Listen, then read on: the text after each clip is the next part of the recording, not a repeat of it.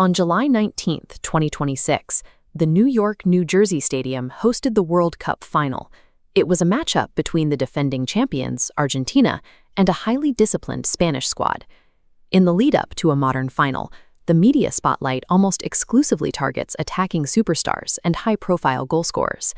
The cultural expectation is that the game will be decided by the players at the front of the formation. Spain took the trophy with a 1-0 extra-time win, but the real statistical anomaly of their campaign was the rate of their shutouts. Over an 8-match tournament, Spain secured 7 clean sheets, holding nearly every opponent they faced to 0 goals. Across the entire campaign, they allowed exactly 1 goal, a lone score conceded during a 2-1 quarterfinal victory against Belgium. A defensive run this consistent required the convergence of 3 specific players: a goalkeeper in his record-breaking prime, a teenage prodigy, and a veteran returning from a career-threatening injury. The foundation of that defense was 29-year-old Unai Simon, who served as Spain's last line of defense and their statistical anchor. This chart compares Simon's performance to previous World Cup benchmarks. By finishing the tournament with 7 clean sheets, Simon set the record for the most ever recorded by a goalkeeper in a single edition of the tournament. He maintained that record through his command of the penalty area. By consistently nullifying incoming crosses and cutting off balls played behind his defenders, he prevented high-danger chances from ever materializing.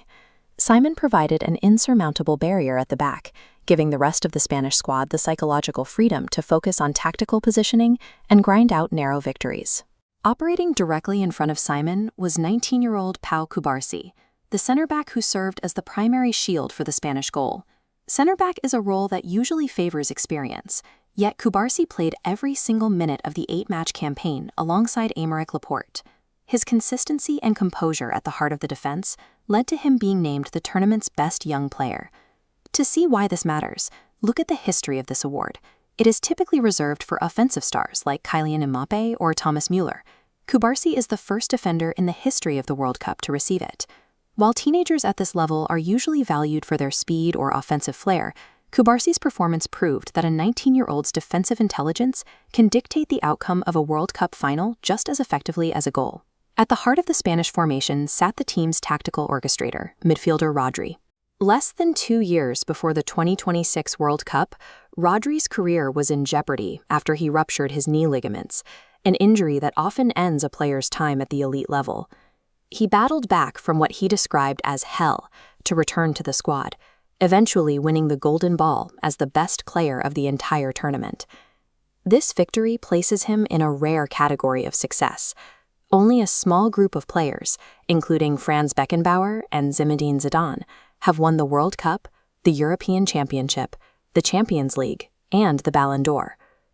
Rodri's personal journey from physical devastation to the tournament's highest individual honor provided the emotional core for the Spanish team. In the final against Argentina, the combination of Simón, Cubarsi, and Rodri successfully neutralized the defending champions, including Lionel Messi. The success of these 3 players was built on the belief that individual talent must be entirely directed toward a brave, collective effort. While the legendary 2010 Spanish winners were defined by their ball possession, this 2026 generation forged their own legacy through a strategy of suffocating defensive attrition. By refusing to concede, they secured their place in history as 2-time world champions. The 2026 World Cup demonstrated that dominance isn't only found in scoring, it is found in building an unbreakable collective capable of enduring the toughest tournament in history.